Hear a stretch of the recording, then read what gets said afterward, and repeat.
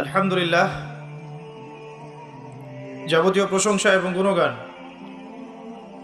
একমাত্র মহিয়ান ও গরিয়ান আল্লাহ রাব্বুল আলামিনের জন্য, যে আল্লাহ সুবহানাহু ওয়া তাআলা নাজিল করেছেন মহাবিশ্বের এই মহাবিশ্বয় মহাগ্রন্থ আল কুরআনুল কারীম। যাবতীয় প্রশংসা সে আল্লাহ পাকের জন্য,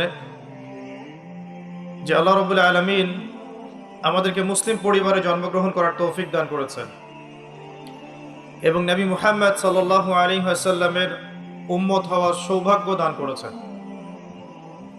আবারও শুকরিয়া জানাই সেই মহান রবের দরবারে, যিনি আজকে আমাদেরকে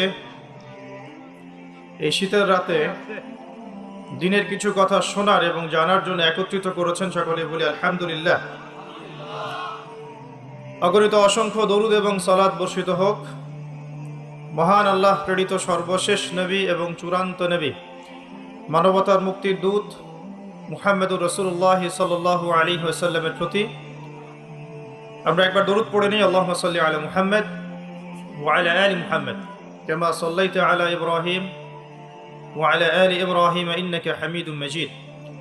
আল্লাহুম্মা বারিক আলা মুহাম্মদ ওয়া আলা আলি মুহাম্মদ কামা বারাকতা আলা ইব্রাহিম ওয়া আলা আলি ইব্রাহিম ইন্নাকা হামিদুম মাজিদ। রাসূলুল্লাহ সাল্লাল্লাহু আলাইহি ওয়াসাল্লাম একটা হাদিসের মধ্যে বলেছেন,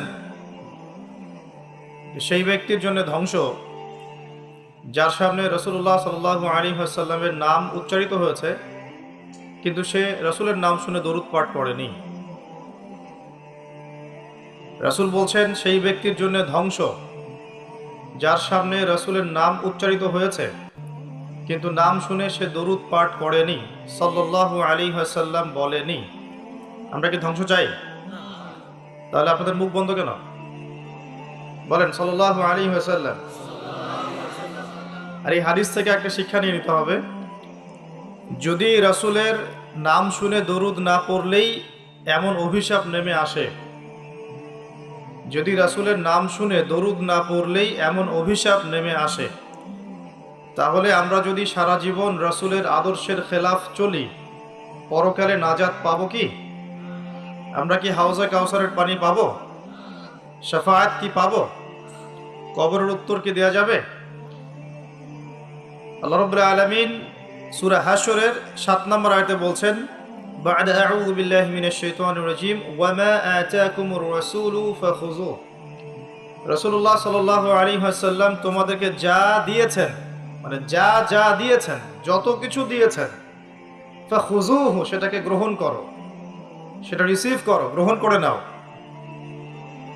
ওয়া মা নাহাকুম আনহু ফান্তাহু। রাসূলুল্লাহ সাল্লাল্লাহু আলাইহি ওয়াসাল্লাম তোমাদেরকে যা যা থেকে নিষেধ করেছেন বিরত থাকো।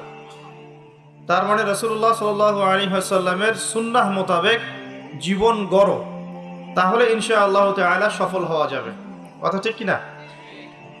এখন রাসূলের এই সুন্নাহ কি শুধুমাত্র শরীরের উপরে থাকবে? শুধুমাত্র কি নামাজের মধ্যেই থাকবে? শুধুমাত্র জিকির আজগার তাসবিহ তাহলিলের মধ্যেই থাকবে? শুধুমাত্র কি আমাদের ব্যক্তি জীবনেও থাকবে? নাকি জীবনের প্রত্যেকটা ক্ষেত্রেই সুন্নত বাস্তবায়ন করতে হবে? কোনটা? যদি আমরা দাড়ি রাখি, রাসূলের সুন্নাহ মতো দাড়ি রাখি, মাশাআল্লাহ। আর আমি যুবক ভাইদেরকে রিকোয়েস্ট করব, যাদের দাড়ি নাই বা দাড়ি শেভ করছেন, আজকের লেকচারের পর থেকে দাড়ি আর শেভ করেন না। ওয়াদা করছেন ইনশাআল্লাহ? এতে করে আপনি প্রতিদিন সকালবেলা উঠে রাসূলুল্লাহ সাল্লাল্লাহু আলাইহি ওয়াসাল্লামের সুন্নতকে জবাই করছেন। জবাই করছেন না? ধারালো অস্ত্র দিয়ে আপনি প্রত্যেকদিন সকালে উঠে রাসূলের সুন্নতটাকে কি করছেন? জবাই করছেন। কাজটা ভালো হবে কি? একটু আগে বললাম, রাসূলের নাম শুনে যদি দরুদ না পড়ে তাহলেই নবীজি বলছেন তার জন্য ধ্বংস হোক। জিবরাইল আলাইহিস সালাম এসে এই কথা বলেছেন, নবী সাল্লাল্লাহু আলাইহি ওয়াসাল্লাম বলছেন আমিন, দোয়া করছেন আমিন। মানে এটা একটা বদদোয়া। তো এটা কি ভালো দোয়া? বদদোয়া। তো দাড়িটা ছেড়ে দেই ইনশাআল্লাহ, আল্লাহ পাক তৌফিক দান করুন। টাকনুর নিচে কাপড় পরা যাবে? টাকনুর উপরে কাপড় তুলবো ইনশাআল্লাহ। চুল কাটছেন যুবক ভাইরা, তো চুল কাটার সময় মেসি আর নেইমার স্টাইল কেন? রাসূলুল্লাহ সাল্লাল্লাহু আলাইহি ওয়াসাল্লামের সুন্নত বাবরি চুল নাই, রাখা যাবে? একটা হাদিসে আছে, যার চুল আছে সে যেন চুলের যত্ন নেয়। যার চুল আছে কি করে? সে যেন চুলের যত্ন নেয়। চুল চলে গেলে তো আর যত্ন নেওয়া যাবে? যাদের নাই তারা কি বাবরি রাখতে পারবে? যাদের আছে সুন্নত বাবরি রাখা যাবে না ইনশাল্লাহ?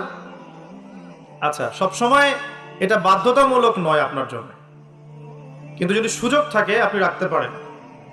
ওই সুন্নত না রেখে যদি আপনি এখন তেলাপোকা ছাট দেন তাহলে তো সমস্যা। তেলাপোকা ছাট কি? হাদিসে একটা শব্দ আছে, কুজা করা। এটা মানে কি? মাঝখানে চুল থাকে এইভাবে লম্বা আর দুই পাশ ফাঁকা। এই চুল কাটাটাকে হাদিসে নিষেধ করা হয়েছে। এটা কি জানতেন? আপনারা জানেন না, আমি জানি। এভাবে চুল কাটাটাকে হাদিসে কি করা হয়েছে? নিষেধ করা হয়েছে। আর রাসূলুল্লাহ সাল্লাল্লাহু আলাইহি ওয়াসাল্লাম সবসময় একটা কথা বলতেন যে তোমরা ইহুদি খ্রিস্টানদের বিরোধিতা করবে। তোমরা ইহুদি এবং খ্রিস্টানদের কি করবে? বিরোধিতা করবে। তারা দাড়ি কেটে ফেলে, তোমরা দাড়ি ছেড়ে দিবে। তারা গোফ কেটে ফেলে, তারা গোফ ছেড়ে দেয়, তোমরা গোফ কেটে ফেলবে। আবার বলছি, তারা মুশরিকরা কি করে? মুশরিকরা দাড়ি ছেটে ফেলে, তোমরা দাড়ি ছেড়ে দিবে। আর তারা গোফ লম্বা করে, তোমরা গোফ ছেটে ফেলবে। সবসময় আমাদেরকে উৎসাহিত করা হয়েছে বিধর্মীদের সংস্কৃতির বিপরীত করার জন্য। আর আজকে আমরা কি করছি? ইচ্ছায় হোক আর অনিচ্ছায় হোক, জেনে হোক আর না জেনে হোক, আমরা কিন্তু বিধর্মীদের আদর্শ এবং কালচারগুলো ফলো করছি না ভাই? পোশাক আশাক, দেহের গঠন, চলাফেরা, কথাবার্তা, জীবনের লাইফস্টাইল, রুটিন, এগুলো কি মুসলিমদের মতো হচ্ছে না অমুসলিমদের মতো হচ্ছে? কোন মুসলিম যুবক কি ফজরের আজান শুনে নামাজ না পড়ে ঘুমাতে পারে? আবার দুপুর 12টায় ঘুম থেকে উঠতে পারে? দুপুর 2টায় নাস্তা করতে পারে? বিকেল সময়টা গার্লফ্রেন্ডের সাথে ঘুরতে পারে? আর সন্ধ্যাবেলায় বন্ধুদের সাথে আড্ডাবাজি করে, জুয়া খেলে, বারে সময় কাটিয়ে রাত্রে আবার এসে ইন্টারনেট চালাতে চালাতে 3টা 4টা 5টা বাজে, তখন ঘুমিয়ে যায়। এই হচ্ছে এখনকার যুব সমাজের আদর্শ। একটা অসুস্থ প্রজন্ম তৈরি করছি আমরা, অসুস্থ প্রজন্ম। বিগত মনে হয় 40-50 বছর থেকে একটা প্রজন্ম তৈরি হয়েছে বাংলাদেশে, স্পেশালি আমাদের মতো ইয়াং জেনারেশন যারা আছো, একটা অসুস্থ প্রজন্ম তৈরি হয়েছে। বাবাকে সালাম দিতে এদের লজ্জাবোধ হয়, ঘরে ঢুকে মাকে সালাম দিবে লজ্জা পায়, বাসা থেকে বের হওয়ার সময় দোয়া পরে বের হবে মনে থাকে না, চুলটা কাটবে রাসূল সাল্লাল্লাহু আলাইহি ওয়াসাল্লাম মতো না, ওদের আদর্শ নেই। ড্রেস আপ, গেট আপ, পোশাক আশাক হবে ইসলামিক লেবাস, ওদের লজ্জা লাগে, মনে হয় যেগুলো এই যুগে মনে হয় চলে না। যদি ঢিলা ঢালা পোশাক পরি তাহলে আমি পিছিয়ে পড়ব, এটা মনে হয়। তারপরে দেখা যায় পাপকে তারা খুব একটা পাপ মনে করে না। জেনা ওদের কাছে পাপ নয়, ফ্রি মিক্সিং ওদের কাছে কোনো পাপ নয়, ছেলে মেয়ের অবাধ মেলামেশা ওদের কাছে কোনো পাপ মনে হয় না, এটা স্বাভাবিক মনে হয়। গার্লফ্রেন্ড বয়ফ্রেন্ড কালচার ওদের কাছে স্বাভাবিক মনে হয়। মাদকদ্রব্য অলমোস্ট এভরিবডি, ওই প্রজন্মের মাদক, সিগারেট, গাঁজা, ইয়াবা, ফেন্সিডিল এগুলোর সাথে সম্পৃক্ত। ম্যাক্সিমামই পর্নোগ্রাফির সাথে সম্পৃক্ত। প্রকাশ্য গোপনে মোবাইলে, ইন্টারনেটে, বাসায়, ল্যাপটপে সবাই পর্ন দেখছে বসে বসে। হ্যাঁ, রাত্রে পর্ন দেখে সকালে নামাজ পড়তে আসে। তারপরে অপসংস্কৃতি, বিভিন্ন কনসার্টে এদেরকে পাবেন আপনি। বিভিন্ন এই যে পিকনিকের মৌসুম চলছে এখন, উচ্চস্বরে গান বাজনা বাজাবে, হ্যাঁ, ওখানে মাদকদ্রব্য সেবন করবে, সারা রাত জাগবে, ওখানে পাবেন আপনি এদেরকে। রাত 3টা 4টায় অ্যালার্ম দিয়ে থাকে যে আর্জেন্টিনা আর ব্রাজিলের খেলা আছে, এই জন্য তাহাজ্জুদ উঠতে পারে না। পড়াশোনা করছে, কি পড়াশোনা করছে আল্লাহ ভালো জানেন, এবং এই পড়াশোনাগুলো দিয়ে দেশেরই বা কি উপকার হচ্ছে আমি সেটাতেও প্রশ্ন তুলতে পারি। কতজন বিজ্ঞানী তৈরি করেছি আমি, কতজন আইনস্টাইন তৈরি হয়েছে। উচ্চশিক্ষার জন্য বাইরে যাচ্ছি, ডিগ্রিগুলো অর্জন করে দেশে আসছি, এসে বলছি আল্লাহ বলতে কেউ নাই। একটা অসুস্থ প্রজন্ম তৈরি করছি আমরা। মোবাইল এডিকশন, স্ক্রিন এডিক্টেড, সারাদিন ফোন নিয়ে দেখবেন ব্যস্ত, এবং ফোনে কিন্তু ভালো কিছু করছে না, খারাপ কিছুই করছে। ফ্রি ফায়ার খেলছে, পাবজি খেলছে। ফোনে ফোনে জুয়াও খেলা হয় এখন, ফোনে এখন জুয়াও খেলা হয়। এক জায়গায় গোল হয়ে বসে আছে, জিজ্ঞাসা করুন কেন, ইনভেস্টিগেট করে দেখবেন লুডো খেলছে। লুডো, এই লুডো নামে যে একটা গেম আছে আমরা জানতামই না, ভাবতাম যে একসাথে গোল হয়ে বসে কি করে এরা। একদিন এক যুবক বলল যে লুডো খেলে। একটা অসুস্থ প্রজন্ম তৈরি করেছি আমরা। এই প্রজন্মের হাতে দেশও নিরাপদ না। এই প্রজন্মের হাতে উম্মার কথা অনেক দূরের কথা, মুসলিম উম্মা অনেক দূরের কথা, দেশও নিরাপদ নয়। যারা এদেশকে গড়ে দিয়েছে তারা আমাদের মতো ছিল না। তাদের শৌর্য-বীর্য ছিল, গায়রত ছিল, ব্যক্তিত্ব ছিল। আমাদের দাদা পরদাদা, তাদের ব্যক্তিত্ব ছিল, গায়রত ছিল, শারীরিক শক্তি ছিল, মানসিক শক্তি ছিল। এখনকার প্রজন্ম দেখছেন অঙ্কে 80 নাম্বার না পেলে, একটা A+ না পেলে আত্মহত্যা করে ফেলছে। ভাবখানে এমন জীবনটাই নষ্ট হয়ে গেল। একটা A+ পায় নাই, আত্মহত্যা করে ফেলছে। ওর দ্বারা আপনি উম্মার বিজয় কামনা করছেন। একটা অসুস্থ প্রজন্ম তৈরি করছে আমরা। খুব গড় করে খেয়াল করে দেখেন আপনার আমার সন্তানদের জন্য কোন পরিবেশ রেখে যাচ্ছে। সবখানে পর্নোগ্রাফি। আমাদের সবার ফোনগুলোকে যদি এখন সার্চ করা হয় দেখা যাবে অলমোস্ট এভরিবডি এটার সাথে সম্পৃক্ত আছে, ইচ্ছায় হোক অনিচ্ছায় হোক। মাদক দ্রব্যের সাথে অনেকেই সংশ্লিষ্ট, এবং স্মোকিংটাকে ফ্যাশন মনে করি। স্মোকটা যে মাদক এটা বিশ্বাস করতে চাই না। খুব কম ইয়াং জেনারেশন পাওয়া যাবে যাদের অ্যাফেয়ার নাই, হারাম অ্যাফেয়ার, বয়ফ্রেন্ড গার্লফ্রেন্ড কালচার নাই, খুব কম পাওয়া যাবে। খুব কম ছেলে পেলে পাবেন আপনি যারা হারাম মিউজিক শোনে না। খুব কম ছেলে পেলে পাবেন যারা আপনাকে 10টা সূরা মুখস্থ বলতে পারবে। 10টা সূরা মাত্র, 10টা, চ্যালেঞ্জ করলাম, 10টা সূরা মুখস্থ বলতে পারবে না। খুব কম। আপনি খুব কম ইয়াং জেনারেশন পাবেন যারা 5 ওয়াক্ত নামাজ পড়ে মসজিদে এসে। ইয়াং জেনারেশনে খুব কম ছেলে পেলে পাবেন যারা বিশুদ্ধ করে কোরআন তেলাওয়াত করতে পারে। অনেক সময় দেখা যায় আফসোস, তো অনেকে শায়েখ টাইটেল দিয়ে বসে থাকে, কোরআন তেলাওয়াত করতে জানে না। বিশ্বাস করছেন না? আমার সামনে বসায়, ওলামায়ে কেরামদের সামনে বসায় দিয়ে বিশুদ্ধ করে কোরআন তেলাওয়াত করা শিখতে হবে তাকে আরো 1 বছর বক্তব্যে গিয়ে। তারপরে পড়তে হবে আরবি ব্যাকরণ, তারপর আরবি বালাগাত, উসুল, তারপরে আকীদা, হাদিস, ইবারত, ফিকহ, উসুল হাদিস। এই সাবজেক্টগুলো কভার করার পরে ইফতা দিতে হবে, ইফতা, তারপর হবে মুফতি। এত পড়াশোনার এখন প্রয়োজন হয় না, সবাই ইন্টারনেট ছায়েক। এখন বিশুদ্ধ করে কোরআন তেলাওয়াত করতে পারছে না, স্টেজে উঠে বলছে অমুক মুফতিকে ডাকো, তমুক মুফতিকে ডাকো, বাসে বসবো। এই ফিতনাগুলো বন্ধ করতে হবে। কনস্ট্রাকটিভ পড়াশোনা দরকার। আমাদের যুব সমাজের কতজন ছেলে পেলে বিশুদ্ধ করে কোরআন তেলাওয়াত করতে পারে এটা জরিপ করে দেখেন। যারা পারে তাদের পড়াগুলোকে ওস্তাদদের সামনে শোনান, দেখবেন কতগুলো ভুল বের করা যায়। শুধু কোরআন তেলাওয়াতের কথাই বললাম, আর সিলেবাস তো অনেক গভীর। আজকে থেকে 10 বছর আগে মনে করতাম অনেক জানি, এই 10 বছর পরে এসে দেখছি যে আসলে এমন এক সাগরে ডুব দিয়েছে আমি কিছুই জানি না এখন। ইসলাম এত গভীর একটা সমুদ্র, ইসলামের জ্ঞান, মনে হচ্ছে আমি 2% জ্ঞান অর্জন করতে পারিনি আজ পর্যন্ত। বিশ্বাস করেন, মন থেকে কথাটা বললাম। যত গভীরে যাবেন আপনি মনে হবে আপনি জাহেল। কি বলবো আপনাদেরকে, আমার তো বলার যোগ্যতাই নাই। আর এমনও ব্যক্তি দেখছি ওয়াজ মাহফিলের মঞ্চগুলোতে এসে কসম আল্লাহর বিশুদ্ধ করে কোরআনের একটা আয়াতও তেলাওয়াত করতে পারে না, শায়েখ লকব দিয়ে বসে আছে, বাহাসের জন্য মানুষকে ডাকছে। কোথায় ধর্ম চলে গেছে বাংলাদেশে? আর সাধারণ মানুষ তো সব বোঝে না। ওলামায়ে কেরাম যারা আছেন তাদের কথা সবার কাছে পৌঁছাচ্ছে না। তো এই ইন্টারনেটটা সবসময় উপকার করে নাই, অনেক সময় অনেক ক্ষতিও করেছে। কিছু কিছু ভালো জিনিস পাচ্ছেন ইউটিউবে, ফেসবুকে, হয়তো এগুলো যথেষ্ট না, কিন্তু এর মধ্য দিয়ে আপনি অনেক খারাপ জিনিসও পেয়েছেন। এমন অনেক ফিতনা ছড়িয়ে গেছে যেগুলো আসলে শক্তভাবে প্রতিহত করা দরকার ছিল। কে করবে প্রতিহত? যাদের কাছে ক্ষমতা আছে তাদের উচিত এগুলো প্রতিহত করা। আল্লাহ তৌফিক দান করুন। দ্বীন ইসলাম হুমকির মুখে পড়ছে। একটা অসুস্থ প্রজন্ম তৈরি করে যাচ্ছি আমরা। আমাদের বাচ্চারা, এই যে মেয়ে বাচ্চাগুলো, সুবহানাল্লাহ, আমরা তো ঢাকার মানুষ, এখন পোশাক বলতে আর কোনো পোশাক নাই। মানে পোশাক মানে ছেলে যা পরে মেয়েও তাই পড়ছে।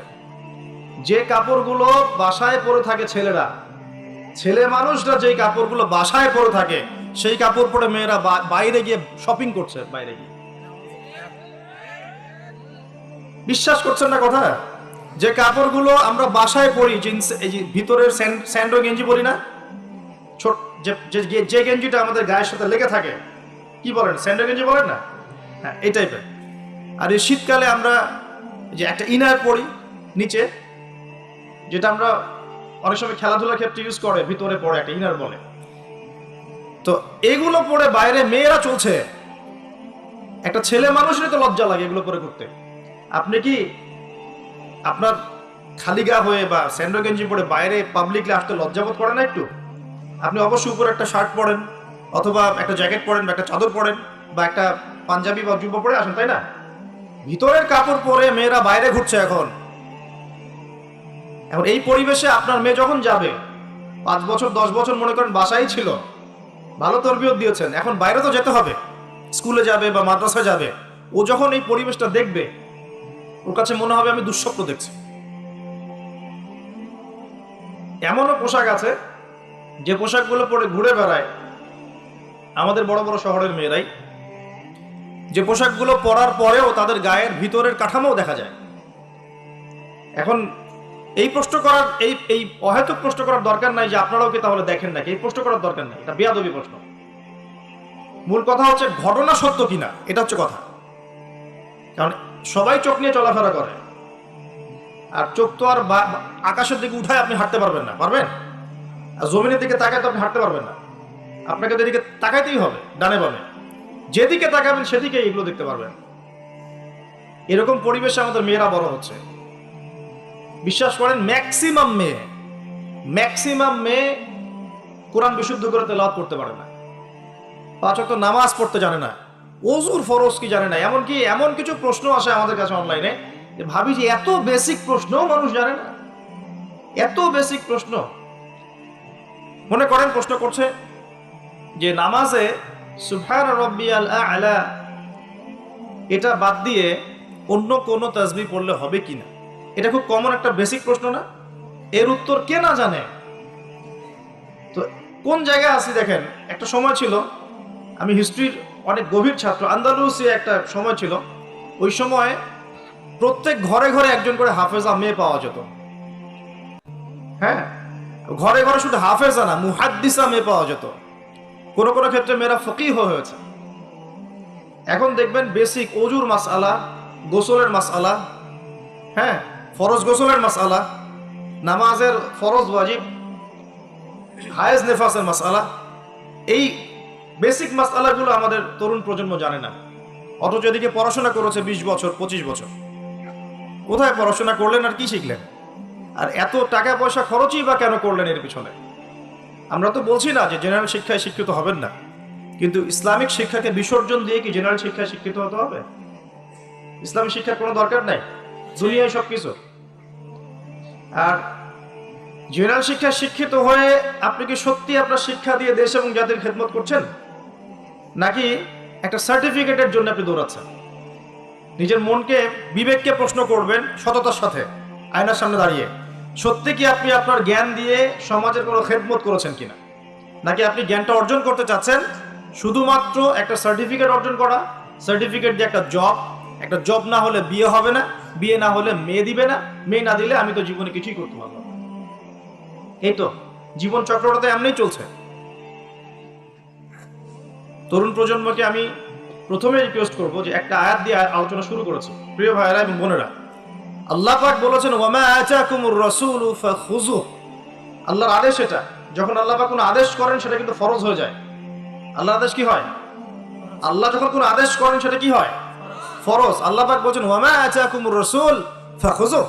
রাসূলুল্লাহ সাল্লাল্লাহু আলাইহি ওয়াসাল্লাম যা তোমাদেরকে দিয়েছেন, যে সুন্নাহগুলো দিয়েছেন সেগুলো গ্রহণ করো। ওয়ামা নাহাকুম আনহু ফান্তাহু। রাসূল যা থেকে নিষেধ করেছেন দূরে থাকো। দুটো জিনিস পাচ্ছেন, যা দিয়েছেন নিতে হবে, যা নিষেধ করেছেন ছাড়তে হবে। শুধু যা দিয়েছেন নিব, যা নিষেধ করেছেন ছাড়বো না, এটাও কিন্তু হলো না। যা দিয়েছেন নিতে হবে, যা ছাড়তে বলেছেন কি করতে হবে? ছাড়তে হবে। আপনাকে দাড়ি ছাড়তে বলেছেন, ছেড়ে দেন। গোঁফ কেটে ফেলতে বলেছেন, কেটে ফেলেন। দুটোর উপর আমল হয়ে গেল। ঘুমাচ্ছেন আপনি, কেন মিউজিক শুনতে শুনতে আপনি কানের মধ্যে হেডফোন দিয়ে ঘুমিয়ে যাবেন? এটা কি রাসূলের সুন্নাত হলো নাকি? সুন্দর করে ওযু করবেন, এই রাত্রে থেকে আমল শুরু করেন ইনশাআল্লাহ। আজকে থেকে সুন্দর করে ওযু করবেন, যদি পসিবল হয় সূরা মুলক তেলাওয়াত করবেন। কোন সূরা? তাবারাকাল্লাযী বিয়াদিহিল মুলক ওয়া হুয়া আলা কুল্লি শাইইন কাদির। এই সূরাটা রাতে তেলাওয়াত করতে বলেছেন আল্লাহ পাক, খেয়াল করে দেখেন। এবং ফজিলত বলা হয়েছে এই সূরার তেলাওয়াত ইনশাআল্লাহ আপনাকে কবরের আযাব থেকে বাঁচাবে। এটা হাদিস আছে কিন্তু। আর একটা লিংক আপনাকে দেই, একটু মনোযোগ দিবেন। লিংকটা হচ্ছে, আল্লাহ পাক কোরআনের আয়াতগুলোকে তুলনা করেছেন আকাশের তারার সাথে। কিসের সাথে? আকাশের তারার সাথে। আকাশের তারা কি করে? শুধু কিন্তু সৌন্দর্য বৃদ্ধি করে না, আকাশের তারাগুলোকে যদি মিলাতে পারেন সঠিকভাবে, আপনি পথ খুঁজে পাবেন। কি পাবেন? পথ বা রাস্তা খুঁজে পাবেন। আর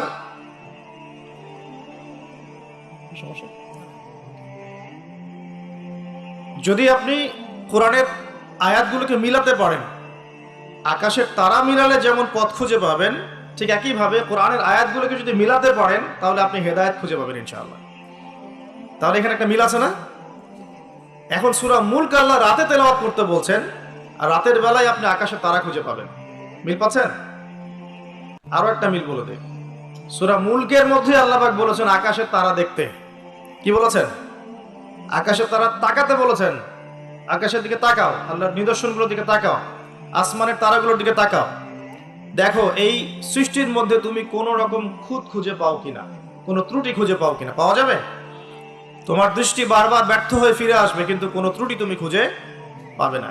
দেখেন আল্লাহ পাক বলছেন কোরআনের আয়াতগুলো পথ দেখাবে, ঠিক যেমন আসমানের তারাগুলো পথ দেখায়। আবার আল্লাহ পাক রাতের বেলায় সূরা মুলক তেলাওয়াত করতে বলছেন, যেই সূরার মধ্যে তারা দেখার কথা আছে। মিল পাচ্ছেন? রাতের বেলা সূরা মুলক তেলাওয়াত করতে শেখেন, অথবা মুখস্থ করে ফেলেন। মুখস্থ করতে পারবেন না ইনশাআল্লাহ? কয়টা আয়াত এখানে? কয়টা আয়াত বলেন তো? 40টা। কয়টা? আস্তাগফিরুল্লাহ। কয়টা আয়াত? 30টা। কয়টা আয়াত? নবীজি বলেছেন কোরআনে একটা সূরা আছে 30 আয়াতের। কত আয়াতের? 30 আয়াতের। এই 30 আয়াতের সূরা তার পাঠকের পক্ষে ঝগড়া করবে, আল্লাহ পাকের সাথে কথোপকথন করবে, বলবে যে আল্লাহ আমার পাঠকারীকে তুমি মাফ করে দাও, জোর দিবে। মানে এটা আল্লাহ পাকের ইচ্ছাতেই হবে, এবং আল্লাহ পাক তার কথা শুনবেন এবং তাকে মাফ করে দিবেন ইনশাআল্লাহ। তো এই সূরাটা মুখস্থ করা যাবে না ইনশাআল্লাহ। এই সূরার শেষে আরেকটা কথা আছে, পুরো সূরা বললে পুরো সূরা, এই সূরা দিয়ে লেকচার শেষ হয়ে যাবে, এটা আরেকদিন বলবো ইনশাআল্লাহ। শেষের একটা কথা বলে দেই, এই সূরার শেষের দিকে একটা কথা আছে, কুল আরাআইতুম ইন আসবাহা মাউকুম গাওরান ফামা ইয়াতিকুম বিমাইন মাইন। আল্লাহ পাক বলছেন তোমরা কি কখনো ভেবে দেখেছো যে যদি আল্লাহ পাক এই ভূগর্ভস্থ পানিটাকে নিচে নামিয়ে দেন, ভূগর্ভস্থ পানির স্তরটাকে নিচে নামিয়ে দেন, কোন সত্তা কি আছে যে তোমাকে সেই পানি এনে দিবে? আছে? এই আয়াত থেকে আমাদের একটা শিক্ষা আছে, একটু বলি শোনেন। শিক্ষাটা হচ্ছে আমরা এখন অপচয়ে খুব পটু, আমরা খুব অপচয় করি জিনিসপত্র। আমরা গ্যাস অপচয় করি, রাষ্ট্রের সম্পদ অপচয় করি, রাষ্ট্রের রাস্তাঘাট নিজের বাপ দাদার সম্পত্তি মনে করে নষ্ট করে ফেলি। সম্পত্তি কিন্তু আমার না, এটা রাষ্ট্রের, জনগণের। আপনি রাষ্ট্রের সম্পত্তি নষ্ট করতে পারেন না, আপনাকে কিন্তু জবাব দিতে হবে। এই যে রাস্তায় যাচ্ছেন, মনে করেন টোল দিতে হবে, বাইকটা টান দিয়ে টোল না দিয়ে চলে গেলেন, এই যে একটা চুরির অপরাধ হলো, প্রতারণা হলো আপনার, এটা হক ছিল রাষ্ট্রের, নষ্ট হয়ে গেল। এভাবেই রাষ্ট্রের সম্পদগুলো নষ্ট হচ্ছে, অনেকেই করছে। এটা করা যাবে না। এই যে পানি অপচয় করছি আমরা, গ্যাস অপচয় করছি, কোনো কোনো ক্ষেত্রে আমরা আমাদের হায়াতও অপচয় করছি না? হায়াত অপচয় করছি না? সময় হায়াতও অপচয় করছি, আমাদের যৌবন অপচয় করছি। অপচয়ে পটু একটা জাতিতে পরিণত হয়েছি আমরা আর কি। আল্লাহ মাফ করুক আমাদের। আল্লাহ পাক দেখেন, আল্লাহ পাক বলছেন পানির স্তর কিন্তু নিচে নেমে যেতে পারে, যদি নিচে নেমে যায় আল্লাহ ছাড়া কে আছে পানি নিয়ে আসবে তোমাদের জন্য? এই পানি অপচয় করতে করতে করতে করতে এখন পানির স্তর নিচে নেমে গেছে অলরেডি। ঢাকা সহ বাংলাদেশের, ঢাকা স্পেশালি, এর পানির যে লেয়ার এটা নিচে নেমে যাচ্ছে দিন দিন। খবর আছে আপনার? সারা দিন একদিন 24 ঘন্টায় পুরো ঢাকা শহরের প্রত্যেকটা বাথরুমে যত গ্যালন গ্যালন পানি অপচয় হয়, এগুলোকে সংরক্ষণ করা গেলে বাংলাদেশে পানির অপচয়, পানির কোনো সংকটই থাকতো না। এখন মনে হচ্ছে পানি তো অনেক, সমস্যা নাই। পানি চলে যেতে কয়দিন সময় লাগবে? নদীগুলো শুকিয়ে যাচ্ছে না? আগের মতো পানি আছে নদীতে? নদীগুলো শুকাচ্ছে না? অপচয় এমন একটা কাজ, যখন একটা জাতি অপচয় করে তখন তাদের উপর থেকে বরকতটা উঠে যায়। কি উঠে যায়? বরকত। আমরা অপচয়টা বন্ধ করে দিই, আল্লাহ পাক তৌফিক দান করুন। আমাদের অপচয়টা দেখাচ্ছি, একটু দেখেন। আমরা মাশাআল্লাহ মসজিদে যাই, গিয়ে মাশাআল্লাহ আমরা ট্যাপটা ছাড়ি, আর যার ইমানের জোর যত বেশি তার ট্যাপের স্পিডও মাশাআল্লাহ তত বেশি। ঠিক আছে, পানি পড়তে থাকে দেদারসে। এক বালতি পানি দিয়ে আমরা ওযু করি, এক বালতি পানি দিয়ে আমরা একজন ওযু করি। খেয়াল করে দেখেন, এখন যদি মসজিদে নামাজ পড়তে আসে 500 জন মুসল্লি, 500 বালতি পানি খরচ করে ফেলেছে। ওমর রাদিয়াল্লাহু আনহুর যুগ হলে এই মুসল্লিরা মাইর খেত। ওমর রাদিয়াল্লাহু আনহুর যুগটা থাকলে এখন এই মুসল্লিদেরকে পিটানো হতো। ওখানে প্রশাসন থাকতো কতটুকু পানি খরচ করতো দেখার জন্য। এটা কি অপচয় মনে হচ্ছে না আপনার কাছে? এক বালতি পানি দিয়ে রাসূল সাল্লাল্লাহু আলাইহি ওয়াসাল্লাম এক বালতিরও কম পানিতে গোসল করতেন। সহিহ বুখারী পড়ে দেখেন, নবী সাল্লাল্লাহু আলাইহি ওয়াসাল্লাম এক বালতিরও কম পানি দিয়ে গোসল করতেন। আর আমরা ওযুই করি এক বালতি পানি লাগে, আধা বালতি পানি লাগে। আর এই শহরগুলোতে যে শাওয়ার ছেড়ে দিলাম, ব্যাস পড়ছে পানি 1 লিটার, 10 লিটার, 15 লিটার, 20 লিটার গোসল করতেছে। মহিলা ঢুকলে তো কথাই নাই, 40-50 লিটার পানিও চলে যেতে পারে। এই যে পানির অপচয়, এটা লেকচারে বলবো ভাবছিলাম, সুযোগ পাচ্ছিলাম না, আজকে মনে পড়েছে বলে দিলাম। পানির অপচয় করেন না। আল্লাহ পাক কিন্তু পানির নিয়ামত নিয়ে নিতে পারেন, পানির স্তর নিচে নেমে যেতে পারে, কিন্তু আল্লাহ পাক আমাদেরকে বোঝার তৌফিক দান করুন। শুধু পানি না, কোন সম্পত্তিরই অপচয় করবেন না, ব্যক্তিগতও না, রাষ্ট্রেরও না। সম্পত্তি সঞ্চয় করার চেষ্টা করেন ইনশাআল্লাহ, তাহলে সামনের যে দিনগুলো আসবে কঠিন, ওই সময় ইনশাআল্লাহ লাভ হবে আমাদের। কঠিন দিন যে সামনে আসছে, এটা কি বিশ্বাস করেন না? বিশ্বাস করার দরকার নাই, যখন আসবে তখন বুঝেন। এখন শোনেন, যুবক ভাইদেরকে বলছিলাম এবং যুবতীদেরকেও বলছি, স্পেশালি ইয়াং জেনারেশন বেশি, তার তোমাদেরকে বলছি, আল্লাহ পাকের এখানে দুইটা কথা আছে। একটা কথা, রাসূলের আদেশ যা যা আছে মানতে হবে, নিষেধ যা যা করেছেন বর্জন করতে হবে। স্টার্ট করেন ঘুম থেকে। ঘুমানোর সময় আপনি সূরা মুলক পড়েন। সূরা মুলক তেলাওয়াত করতে হলে কোরআন তেলাওয়াত করার আগে শিখতে হবে, তাই তো? সবাই জানি তো ইনশাআল্লাহ? কোরআন তেলাওয়াত করা জানি? কনফিডেন্স নাই? কোরআন তেলাওয়াত করা জানেন না? আল্লাহ সবাইকে তৌফিক দেখ। আজকের মাহফিল সার্থক হবে যদি একটা ওয়াদা করে বাসায় যান, এই ওয়াদাটা পূরণ করতে পারেন, আজকের এই মাহফিল সফল করবেন। আগামী মার্চ মাসের মনে হয় 20 থেকে 20-25 তারিখের দিক থেকে সম্ভবত রমজান শুরু হবে। ঠিক আছে, এটা কি মাস চলছে? ডিসেম্বর, জানুয়ারি, ফেব্রুয়ারি, মার্চ, 2 মাস বাকি আছে, 2-3 মাস বাকি আছে। এই 3 মাস সময়ের মধ্যে এই মাহফিলে উপস্থিত প্রত্যেক যুবক যুবতী বিশুদ্ধ করে কোরআন তেলাওয়াত করা শিখবেন। ওয়াদা করেন, আল্লাহর কাছে ওয়াদা করেন, শিখবেন ইনশাআল্লাহ। ইনশাআল্লাহ। শয়তান 3টা ধোঁকা দিবে। কয়টা ধোঁকা? হাত নামান। শয়তান 3টা ধোঁকা দিবে, এটা সবাইকে দেয়, আপনাকেও দিবে। 1 নাম্বার ধোঁকা, বৈজ্ঞানিক পদ্ধতি পড়েছি, হুজুরের কাছে পড়েছি, হ্যাঁ, তারাবির নামাজের আগে পরে পড়েছি, রমজানে পড়েছি, আমার জানার দরকার নাই, আমি অনেক জানি। এটা শয়তানের একটা ধোঁকা। ভালো করে পড়াশোনা করলে বুঝবেন যে আপনি কিছুই জানেন না এখনো। দ্বিতীয় ধোঁকা হচ্ছে, আপনাকে শয়তান ধোঁকা দিবে, আমার অনেক বয়স হয়ে গেছে, আমি আর পারবো না। এই ধোঁকা দেয় নাই ভাই? আমার অনেক বয়স হয়ে গেছে, আমি আর পারবো না, আমার জিহ্বায় আসে না। জিহ্বায় না আসলেও পড়তে হবে, তাহলে আপনি ডাবল নেকি পাবেন ইনশাআল্লাহ। জিহ্বায় না আসলেও যারা পড়ে, হাদিসে আসছে, মানে আটকে যায়, তারপরেও ওয়াহু আলাইহি শাক্কুন, এটা তার উপর কঠিন হয়, তারপরেও সে চেষ্টা করে, ফালাহু আজরান, তার জন্য ডাবল পুরস্কার, ডাবল নেকি হবে ইনশাআল্লাহ। আরেকটা শয়তান ধোঁকা দিবে, এটা তোমাদেরকে দিবে, ইয়াংদেরকে, সেটা হলো অনেক সময় পড়ে আছে, এত তাড়াহুড়ার কিছু নাই, পরে শিখে নিব। এই ধোঁকা দেয় নাই? এই ধোঁকা দিয়ে দিই তো বয়স হয়ে গেল 25-30, এখনো 30টা কোরআনের আয়াত তুমি বলতে পারছো না। 30টা কোরআনের আয়াত যে তুমি জানো না, এটা তো ওই ধোঁকারই ফসল। তোমার আব্বা আম্মাকে আগে ধোঁকা দিয়েছে শয়তান, যে বাচ্চাটাকে আগে বড় করি, স্কুল কলেজ বিশ্ববিদ্যালয়টা শেষ হোক, তারপরে দেখা যাবে ওই করতে করতে ছেলের বয়স হয়ে গেছে 25-30, এখনো ওযুর মাসআলা জানে না, নামাজের মাসআলাগুলো জানে না, ফরজ ওয়াজিব সুন্নত মুস্তাহাব বোঝে না, আর ইসলামের গভীর জ্ঞান তো অনেক দূরের কথা। কোরআন হাদিস আকীদা উসুল ফিকহ এগুলো তো অনেক পরের কথা। এখন সে দিন শেখার জন্য একটাই মাধ্যম সামনে পায়, ফেসবুক ইউটিউব, ফেসবুক ইউটিউব, বাস দ্যাটস অল। আর ফেসবুক ইউটিউব মানে কি, ঢুকবে দেখবে অমুক যা বললো তমুকের বিরুদ্ধে, আর তমুক যা বললো অমুকের বিরুদ্ধে, এইগুলোই দেখবে। এখানে শেখার তো তেমন কিছু নাই, আপনি তো এখানে সমালোচনা শিখবেন খালি। এখানে শিখবেন কিভাবে ওয়াজ মাহফিলে উঠে কাউকে তুচ্ছ তাচ্ছিল্য করতে হয়। আপনি শিখছেন এখানে কিভাবে একজন আরেকজনকে গালি দিচ্ছে, কিভাবে একদল আরেক দলকে গালি দিচ্ছে, কিভাবে এ তার বিরুদ্ধে বলছে, ও তার বিরুদ্ধে, এটা তো শিখছেন আপনি। তাহলে সঠিক শিক্ষা পাবেন কোথায়? এখানে ঈমান রিচার্জ করবেন, সঠিক শিক্ষাটা পাবেন কোথায়?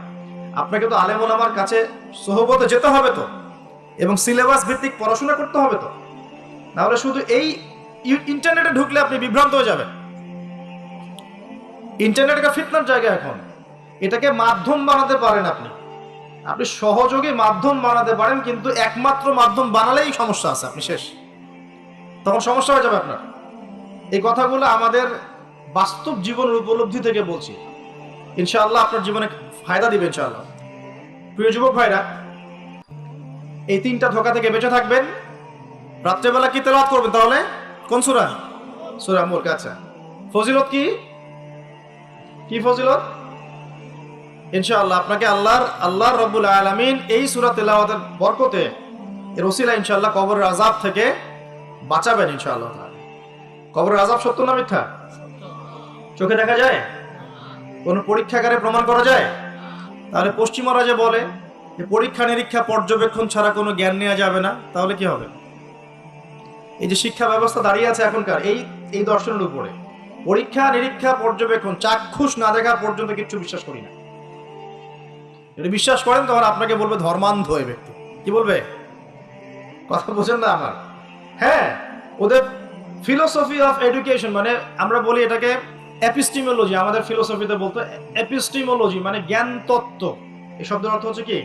জ্ঞান তত্ত্ব। ওদের জ্ঞান তত্ত্ব হচ্ছে যে যেটা ভিজুয়াল না, আমরা যা দেখি না, এবং যেটা স্পর্শ করা যায় না, ইন্দ্রিয় দিয়ে উপলব্ধি করা যায় না, মানে স্পর্শ করে বোঝা যায় না, গন্ধ নিয়ে বোঝা যায় না, তারপরে কঠিন তরল না বায়বীয় পরীক্ষা করা যায় না, পরীক্ষা নিরীক্ষা পর্যবেক্ষণের মাধ্যমে সিদ্ধান্তে আসা যায় না, এটাকে জ্ঞান বলে না ওদের মধ্যে।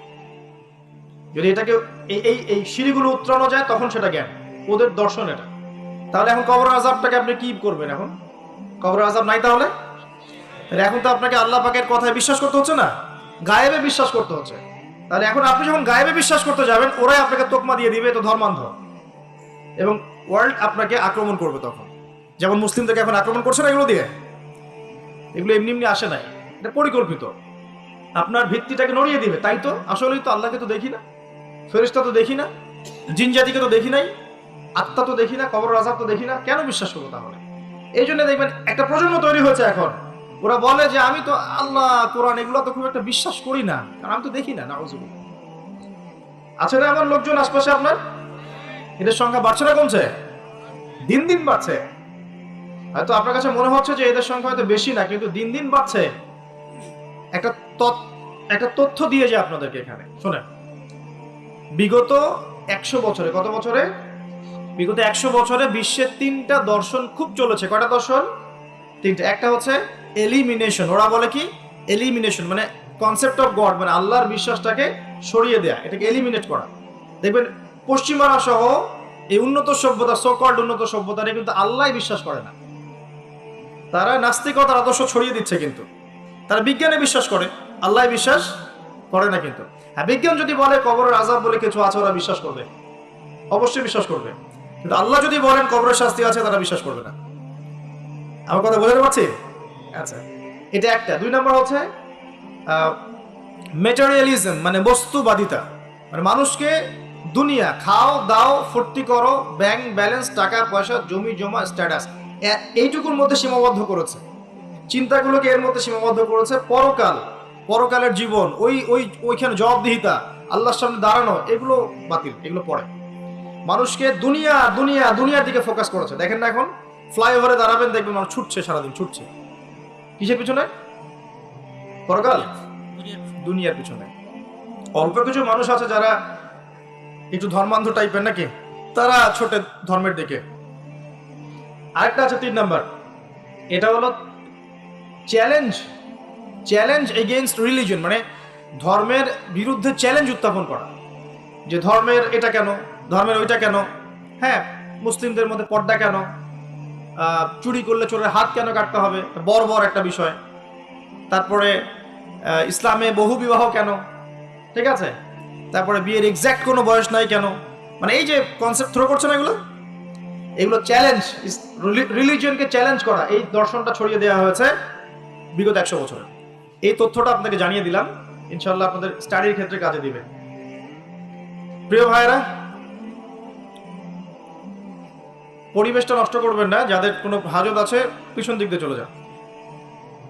আজকে রাত্রে ঘুমানো থেকে শুরু করে দেন রাসূলুল্লাহ সাল্লাল্লাহু আলাইহি ওয়াসাল্লামের সুন্নাহর উপর আমল করা। পারা যাবে ইনশাআল্লাহ। প্রথমে সূরা মুলক, তারপরে আপনি পড়বেন সূরা ফালাক, নাস, ইখলাস 3 বার, মোট 9 বার, এবং প্রত্যেক 3 বার শেষ হলে আপনি দুহাতকে একত্রিত করে ফু দিয়ে নিজের মাথা থেকে নিয়ে যতদূর পর্যন্ত পারেন মাসাহ করবেন। ইনশাআল্লাহ রাত্রেবেলা আপনাকে কোনো দৃশ্য অদৃশ্যের ক্ষতি স্পর্শ করবে না ইনশাআল্লাহ। ঘুমের মধ্যে অনেক সমস্যা হয় না অনেকের, ওই যে বলে বোবা ধরে, দুঃস্বপ্ন দেখেন, হ্যাঁ ভয় পান, আছে না এগুলো সমস্যা? এই সব সমস্যার সমাধান কি মেডিকেল সায়েন্স করতে পারে? যাবেন একটা অ্যান্টি ডিপ্রেশন ওষুধ দিয়ে দিবে, অথবা একটা ঘুমের ওষুধ দিয়ে দিবে, ঘুমান। কিন্তু সব সমস্যার সমাধান কে করতে পারে? আল্লাহ পাক পারেন ইনশাআল্লাহ। এগুলো নিঃসন্দেহে কোনো না কোনো ভিত্তি এবং পিছনের একটা ব্যাখ্যা আছে, যেটা হয়তো আমাদের নাও জানা থাকতে পারে, হতে পারে না? সব জ্ঞান কি আমাদের আছে? আচ্ছা, সব জ্ঞান যে আমাদের নাই, একটা এক্সাম্পল দিই, জাস্ট একটা এক্সাম্পল দিই। আমাদের শরীরে কি আত্মা আছে? আছে না নাই? আত্মাকে কি কেউ দেখেছে কিনা? এটাকে কেউ টাচ করেছে কিনা? তা আত্মা কঠিন, তরল না বায়বীয় কোনো জ্ঞান কারো আছে কিনা? এখন একজন মানুষ মৃত, একজন মানুষ জীবিত, উভয়ের মাঝখানে পার্থক্যটাই তো হচ্ছে আত্মা। একজন মানুষ মৃত, তার মধ্যে আত্মাটা নাই, আর যে মানুষটা জীবিত তার মধ্যে কি আছে? রূহ বা আত্মা আছে। আল্লাহ পাক এই সম্পর্কে কি বলছেন? আল্লাহ বলছেন সূরা বনী ইসরাঈলে, ইয়াসআলুনাকা আনির রূহ, হে নবী তারা তোমাকে রূহ বা আত্মা সম্পর্কে জিজ্ঞেস করে। কুলির রূহু মিন আমরি রাব্বি, তুমি বলে দাও হে নবী, রূহ হচ্ছে তোমার রবের একটা আদেশ মাত্র। কি একটা আদেশ? আদেশে এসেছে, আদেশে চলে যাবে, কোনো কারণ লাগে নাকি? আমরা কারণ ব্যাখ্যা করতে চাই, এটাকে বলে কার্যকারণ তত্ত্ব। প্রত্যেকটা কাজের পিছনে একটা কারণ ব্যাখ্যা করি, হ্যাঁ এটা কেন হলো এই কারণে, এটা কেন হলো এই কারণে, এটাকে বলে কার্যকারণ তত্ত্ব। আল্লাহ পাকের হুকুমে মানুষ যে মারা যাচ্ছে, এর পিছনে কোনো কারণ লাগে নাকি? এই যে একটা মানুষ হাঁটছে ডেড, আর আমরা বলে দিলাম হৃদযন্ত্রের ক্রিয়া বন্ধ হয়ে মারা গেছে, এই তো, এই কথা তো। ক্রিয়াটা বন্ধ হলো কিভাবে? ভালোই তো ছিল, হঠাৎ করে কি হলো? কার হুকুমে হলো? এটা কোনো হুকুমদাতা নাই, এই কনসেপ্টটাই তো বিশ্বাস করছে না। তো রূহ বলে কিছু একটা আছে না, এই রূহের কি ব্যাখ্যা আমি করতে পারবো? এই জ্ঞান কি আমার আছে? আল্লাহ বলছেন ওয়া মা উতিতু মিনাল ইলমি ইল্লা কালিলা, এই বিষয়ে তোমাদেরকে খুবই কম জ্ঞান দেওয়া হয়েছে, জ্ঞানই দেওয়া হয়নি। জ্ঞান কে দেয়? নাকি সব জ্ঞান আমরা অ্যাচিভ করি? জ্ঞানতাত্ত্বিক দর্শন শোনেন, কিছু মানুষ বলেছে সুদীর্ঘকাল ধরে মানুষ বুদ্ধি থেকে জ্ঞান পায়। কি থেকে পায়? বুদ্ধি থেকে। আবার কিছু মানুষ বলেছে মানুষ অভিজ্ঞতা থেকে জ্ঞান পায়। কি থেকে? অভিজ্ঞতা হয়েছে, জ্ঞান পেয়েছেন, আগে জানতেন না এখন জানছেন। এখানে বিষয়টা কি, এর চূড়ান্ত বক্তব্যটা কি? চূড়ান্ত বক্তব্য দিয়েছে ইসলাম। ইসলাম বলছে ওয়াকুলিল হাক্কু মির রাব্বিকুম, হক বা সত্য রবের পক্ষ থেকে আসে। সূরা বাকারায় আছে ওয়াআল্লামা আদামাল আসমাআ কুল্লাহা, আল্লাহ পাক আদম আলাইহিস সালামকে সমস্ত নাম শিক্ষা দিয়েছেন। সূরা আলাকায় আছে আল্লামাল ইনসান মা লাম ইয়ালাম, মানুষকে সেই জ্ঞান শিক্ষা দিয়েছেন যা মানুষ জানতো না। জ্ঞানকে শিক্ষা দিয়েছেন, জ্ঞানকে শিক্ষা দিয়েছেন। তাহলে জ্ঞান কার পক্ষ থেকে আসে? এখানে একটা কথা মনে রাখবেন, আপনার যদি অনেক বড় ডিগ্রি সার্টিফিকেটও থাকে, যদি হৃদয়টা পরিচ্ছন্ন না হয়, হৃদয়ে নূর না থাকে, আল্লাহর মারিফত বসিরা না থাকে, তাহলে কিন্তু আল্লাহর পক্ষ থেকে জ্ঞান পাওয়া খুব ডিফিকাল্ট। আপনি কাগজের কিছু জ্ঞান পেতে পারেন, তথ্য পেতে পারেন, ইনফরমেশন পেতে পারেন, প্রকৃত জ্ঞান পাওয়া খুব টাফ আছে। আল্লাহ পাক বোঝার তৌফিক দান করুন। সূরা ফালাক, নাস, ইখলাস পড়বেন, সূরা মুলক পড়বেন, ওযু করার কথা বলেছি, এর পাশাপাশি আপনি সূরা কাফিরুন পড়বেন। কোন সূরা? কোনটা বলেন তো? প্রথম লাইন কি? কুল ইয়া আইয়ুহাল কাফিরুন। মাশাআল্লাহ। আচ্ছা, এই সূরাটা ফজিলত আছে। যদি আপনি প্রত্যেক রাতে সূরা কাফিরুন পড়েন ঘুমানোর আগে, ইনশাআল্লাহ তাআলা আল্লাহ পাক আপনাকে আমাকে শিরকের পাপ থেকে বাঁচিয়ে রাখবেন ইনশাআল্লাহ। কিসের পাপ? শিরকের পাপ কি সবচেয়ে বড় পাপ না ছোট পাপ? একটা হাদিস বলে দেই, ইনশাআল্লাহ যথেষ্ট হবে। রাসূলুল্লাহ সাল্লাল্লাহু আলাইহি ওয়াসাল্লামকে আল্লাহ পাক একটা ওয়াদা করেছেন। কি ওয়াদা করেছেন? আল্লাহ পাক বলছেন মেরাজের রাতে, হে নবী মুহাম্মদ সাল্লাল্লাহু আলাইহি ওয়াসাল্লাম, তোমার উম্মতের মধ্যে কোনো ব্যক্তি যদি, তোমার উম্মতের মধ্যে যে কোনো ব্যক্তি যদি আসমান জমিন সমান পাপ নিয়ে আমার সামনে হাজির হয়, কিন্তু আমার সাথে কাউকে শরীক করেনি, শিরকের পাপ নাই, আমি আল্লাহ তার সামনে আসমান জমিন সমান গুনাহ, আসমান জমিন সমান ক্ষমা নিয়ে হাজির হব। কথা কি বুঝতে পারছেন? অনেক পাপ করেছেন আপনি, পাপের শেষ নাই, কিন্তু আপনি শিরকের পাপ করেন নাই। ইনশাআল্লাহ একদিন না একদিন আপনি জান্নাতে যাবেন ইনশাআল্লাহ। আল্লাহ পাক সমস্ত পাপ মাফ করতে পারেন, কোন পাপ ছাড়া?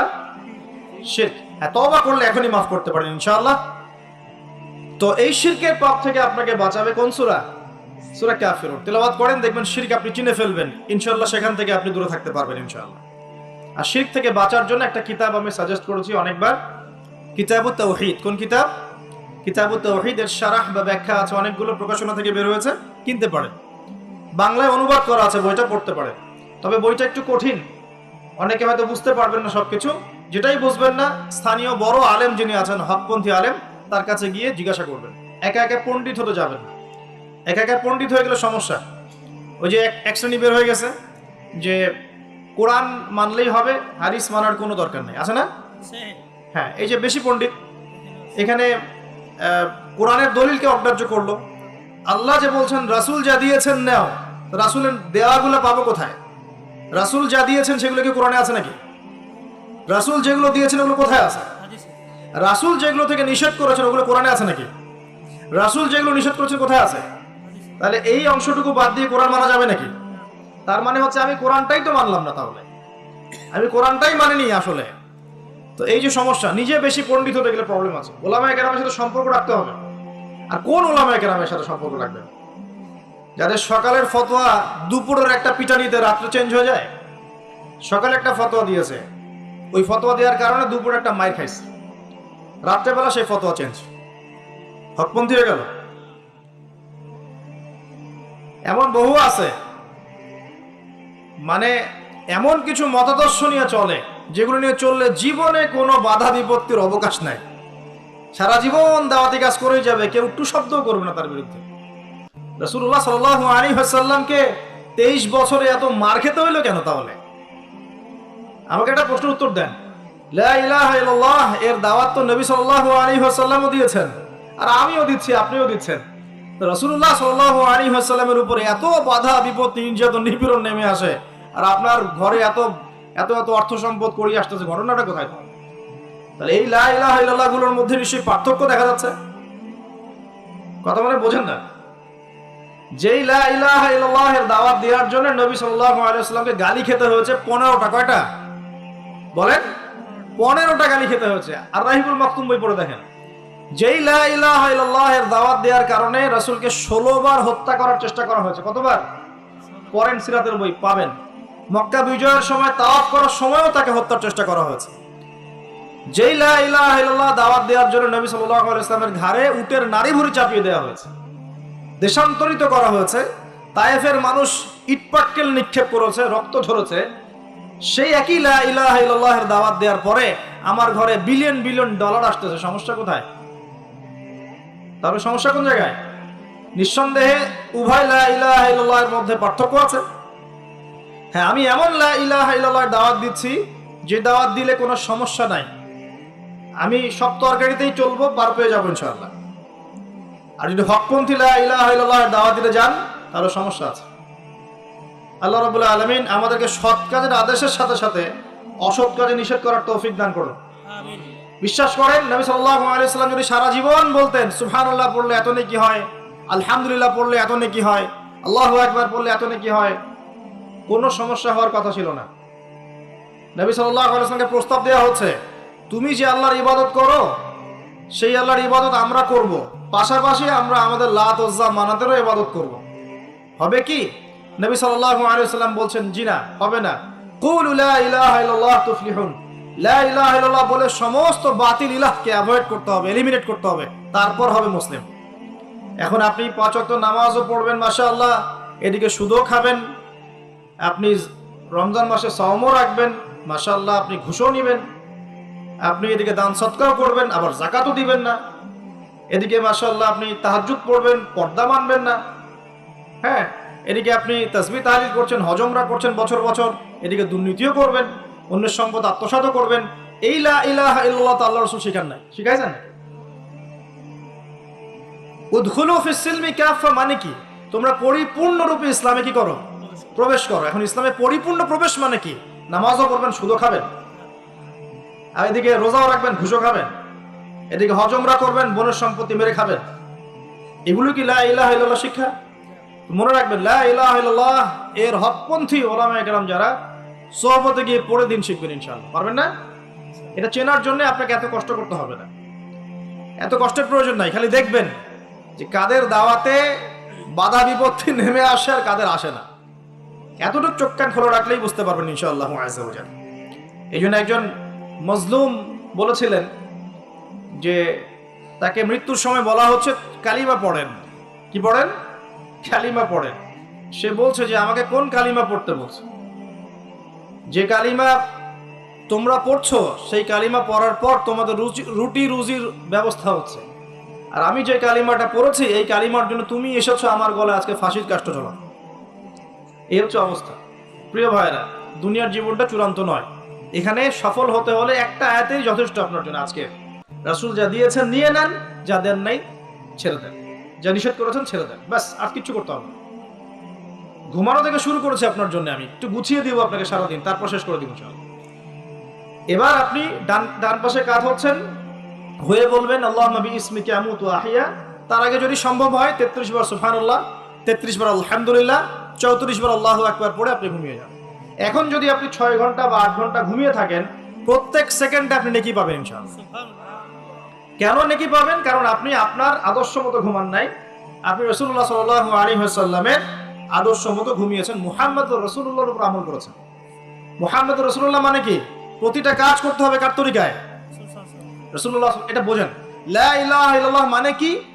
মানে আল্লাহ ছাড়া আর কিছুই চলবে না, সোজা কথা। আল্লাহ ছাড়া আর কিছুই কি চলবে? কিছু চলবে না। মুহাম্মদুর রাসূলুল্লাহ মানে হচ্ছে প্রতিটা কাজ করতে হবে কার পদ্ধতিতে? মুহাম্মদ সাল্লাল্লাহু আলাইহি ওয়াসাল্লামের তরিকা। ব্যাস, এই এতটুকু যথেষ্ট। এই কালিমা নিয়ে মৃত্যুবরণ করলে পরে ইনশাআল্লাহ একদিন না একদিন আপনি জান্নাতে যাবেন ইনশাআল্লাহ। যদিও আপনি চুরি করেন, যদি আপনার জিনা করেন, যদি আপনি মদ খান, ইনশাআল্লাহ আল্লাহ চাইলে সেই গুনাহ মাফ করে দিবেন ইনশাআল্লাহ। এখন প্রিয় ভাইরা, ঘুম থেকে উঠলেন, এখানে দুটো কথা বলে দেই। এখন আমরা যে সময়টাতে আছি এটা শীতকাল না? এই সময়টা কি শীতকাল না? আমি দেখছি আমি ছাড়া আপনারা সবাই শীতের কাপড় পরেছেন মাশাআল্লাহ। খুব ঠান্ডা?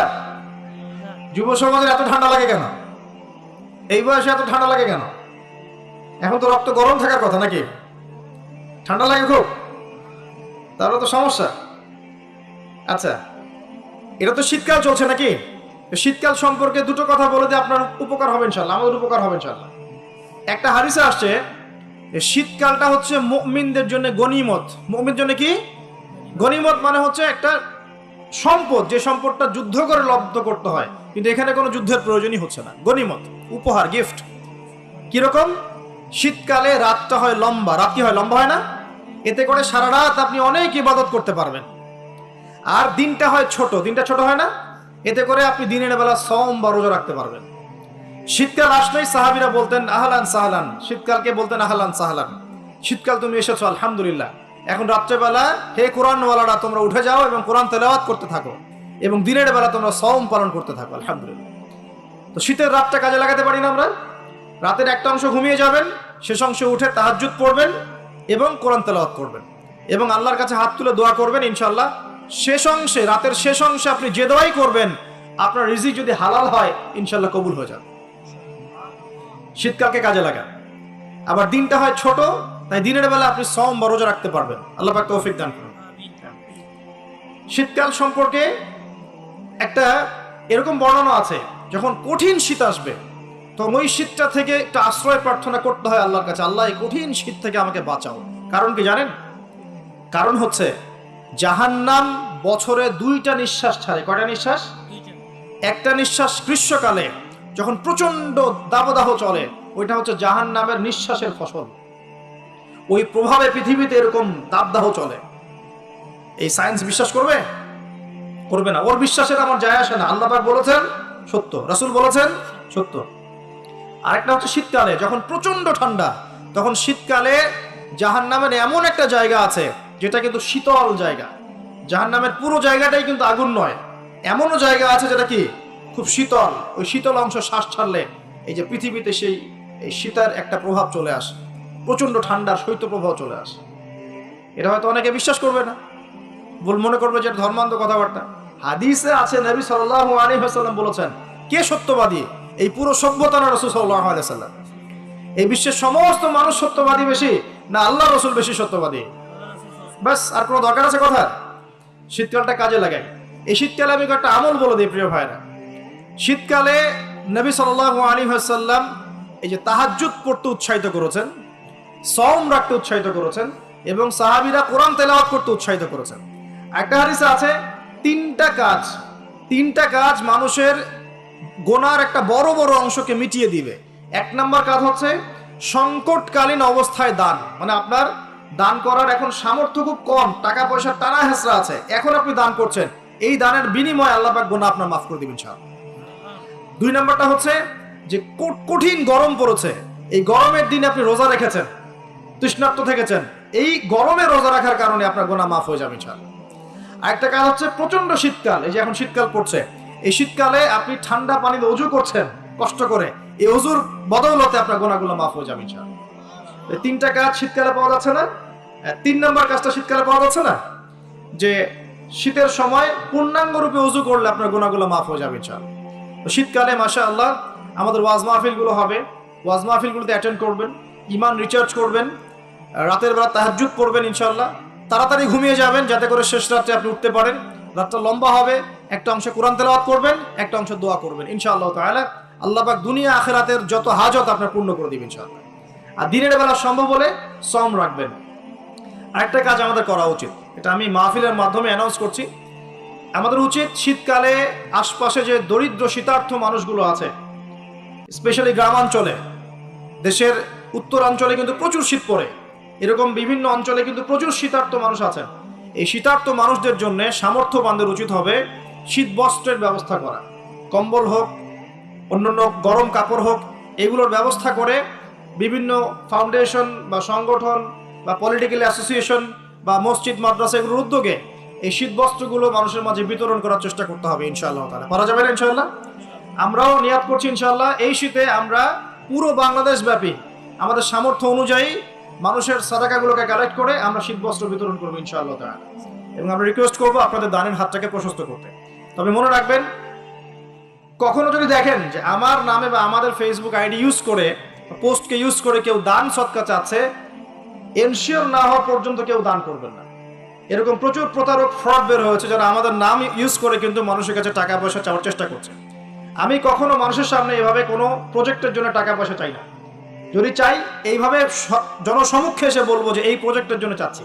এবং এখন যেটা বললাম, ইনশাআল্লাহ শীতকালে আমরা শীত বস্ত্র বিতরণ করব। যার যার সামর্থ্য আছে আমাদের অফিসিয়াল পেজে আমাদের সব নাম্বারগুলো, অ্যাকাউন্ট নাম্বারগুলো দেওয়া হবে, সেখানে আপনারা পাঠাবেন, আমরা বিতরণ করবো ইনশাআল্লাহ। এবং সেটা সম্পূর্ণ আমার নিজের তত্ত্বাবধানে চলবে ইনশাআল্লাহ তাআলা। এখন এই কাজগুলো শুধু আমরা করব না, আপনারাও করবেন, বিভিন্ন সংগঠন থেকে করবেন, আপনাদের মসজিদ থেকে করবেন, মাদ্রাসা থেকে করবেন, পলিটিক্যাল অ্যাসোসিয়েশন থেকে করবেন, ধর্মীয় সংগঠনগুলো থেকে করবেন। এতে করে কি হবে জানেন? নবী সাল্লাল্লাহু আলাইহি ওয়াসাল্লাম বলেছেন, আপনি যদি কোনো বান্দা যদি অন্য মুসলিম ভাইয়ের কোনো হাজত প্রয়োজন পূরণ করে দেয়, আল্লাহ রাব্বুল আলামিন কিয়ামতের মাঠে তার হাজত পূরণ করে দিবেন ইনশাআল্লাহ। অন্য বর্ণনায় আছে দুনিয়া এবং আখিরাতে আল্লাহ পাক তার হাজত পূরণ করে দিবেন ইনশাআল্লাহ। একটা হাদিসে এসেছে, একজন বান্দা যতক্ষণ মুসলিম ভাইয়ের প্রয়োজন পূরণ করে, আল্লাহ রাব্বুল আলামিন ততক্ষণ পর্যন্ত তার প্রয়োজন পূরণ করে থাকেন। অতএব অন্যের মুখে হাসি ফোটানোর নিমিত্তে এই শীতার্থ মানুষগুলোর পাশে আমাদের দাঁড়ানো উচিত। আল্লাহ পাক আমাদেরকে তৌফিক এনায়েত করুন। শীতকালে এই কাজগুলো করবেন। আর শীতকালে কিন্তু কিছু কিছু নোংরামি কাজ হয়, এই কাজগুলোও বর্জন করতে হবে। পারবেন না ইনশাআল্লাহ? 1 নম্বর নোংরামিটা হচ্ছে শীতকালে দেখবেন এমন কিছু মানে অনুষ্ঠানের আয়োজন করা হয় যেগুলোতে মানে অপসংস্কৃতির বাদ্যযন্ত্র বাজতে থাকে। খেয়াল স্পেশালি দেখবেন গ্রামে গঞ্জে কিছু কিছু পিকনিক আয়োজন করে, এগুলোতে দেখবেন এমন গান বাজনা বাজায়, ডিজে গান বাজায় যে মানুষের সারা রাত ঘুম হারাম হয়ে গেছে। হয় না এরকম? এরকম হয়। ঐতিহ্য রক্ষা করতে সমস্যা নাই। শীতকালে আমাদের এখানে পিঠার উৎসব হতো না, তারপরে আমাদের এই যে একটা নবান্ন উৎসব হতো না, একটা দেশীয় লোকজ ঐতিহ্য থাকে, সেগুলো পালন করতে সমস্যা নেই যতক্ষণ পর্যন্ত সেগুলোর মধ্যে কোনো শিরক বেদাত বা হারাম না ঢুকছে, এগুলো পালন করতে সমস্যা নেই। কিন্তু আপনি পিকনিক করবেন, এখানে ধারসে মিউজিক প্লে করবেন, ডিজে বাজাবেন, মানুষের ঘুম নষ্ট করবেন, হারাম করবেন, এটা কি ইসলাম জায়েজ করেছে নাকি? এই কাজগুলো শীতে বেশি হয়, সতর্ক থাকবেন। শীতে আবার দেখি আমরা অনেকেই কি করি, ব্যাডমিন্টন খেলেন, তাই না? সরকারি লাইন থেকে একদম মাশাআল্লাহ ইলেকট্রিক লাইন নিয়ে যদি খেলতে হয় নিজের বাড়ির লাইন থেকে খেলবেন, নিজের বাসা থেকে লাইন নিয়ে খেলবেন। খেলেন, আমি উৎসাহিত করছি, কারণ এটা আপনার ফিজিক্যাল স্ট্যামিনার বাড়াবে, অ্যাটলিস্ট আপনার শরীর চর্চা হবে। ঠিক আছে, আপনার শরীর চর্চার দরকার আছে। এই কাজগুলো মোবাইলের সামনে বসে বসে সময় নষ্ট করার চেয়ে অনেক ভালো আছে। ঠিক আছে, কিন্তু আপনি চুরি করে লাইন নেবেন না কারোর কাছ থেকে। তারপর শীতকালে দেখবেন কি হয়, বেশি বেশি মাদকের আসর বসে শীতকালে। ঠান্ডা তো, শীতকালে বেশি বেশি মাদক দ্রব্যের আসর বসে, খেয়াল করে দেখেন। এগুলো থেকে আমাদের যুব সমাজকে বাঁচাতে হবে। শীতকালে জেনা বেড়ে যায়, কিন্তু শীতকালে দেখবেন জেনা বেড়ে যায়, এটা একটা অ্যাডাল্ট ওয়ার্ড, কিন্তু আপনি বুঝবেন শীতকালে এগুলো বেড়ে যায়। আল্লাহ পাক এই যুব সমাজকে জেনা থেকে বাঁচিয়ে রাখুন। শীতকালে দেখবেন কনসার্ট বাড়ে, কিছু কনসার্ট বাড়ে না, মিউজিক্যাল কনসার্ট বাড়ে, দেখবেন মানুষ স্টেজে উঠে একদম কি লাফালাফি শুরু করে, কি মিউজিকগুলো প্লে করে, মানুষকে উন্মাদনার মধ্যে রেখে দেয়, এবং হাজারে না লক্ষ লক্ষ যুবক সেই কনসার্টগুলোতে যায়। এগুলো থেকে বেঁচে থাকবেন, বরং প্রয়োজনে ওয়াজ মাহফিলগুলোতে এসে ইমানকে রিচার্জ করেন। আল্লাহ পাক তৌফিক এনায়েত করুন। আমি আমরা শীতকালটাকে মূল্যায়ন করি, হায়াতটাকে মূল্যায়ন করি।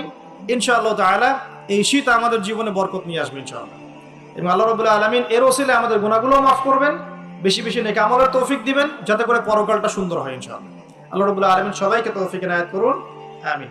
প্রিয় ভাইরা, এভাবে আপনি রাতটা পার করলেন, দিনের বেলা এবার সকালে ঘুম থেকে উঠলেন, উঠে আপনি কি করবেন? নিজের মন গড়া পদ্ধতিতে উঠে বাথরুমে চলে যাবেন, নাকি একটু দোয়া কালাম পড়বেন? উঠে দোয়া পড়বেন, আলহামদুলিল্লাহিল্লাযী আহইয়ানা বা'দা মা আমাতানা ওয়া ইলাইহি। গিয়ে আগে কোন পা ঢুকাবেন? ডান পা না বাম পা? আগে বাম পা। বিসমিল্লাহ বলে ঢুকিয়ে আল্লাহুম্মা ইন্নী আউযু বিকা মিনাল খুবসি ওয়াল খাবাইস ইস্তেনজা করেন। যতক্ষণ ইস্তেনজা করছেন আপনি ইবাদতের মধ্যে আছেন ইনশাআল্লাহ। এবার বের হলেন গুফরানাকা বলে, বের ওযু করবেন, প্রথমে বিসমিল্লাহ।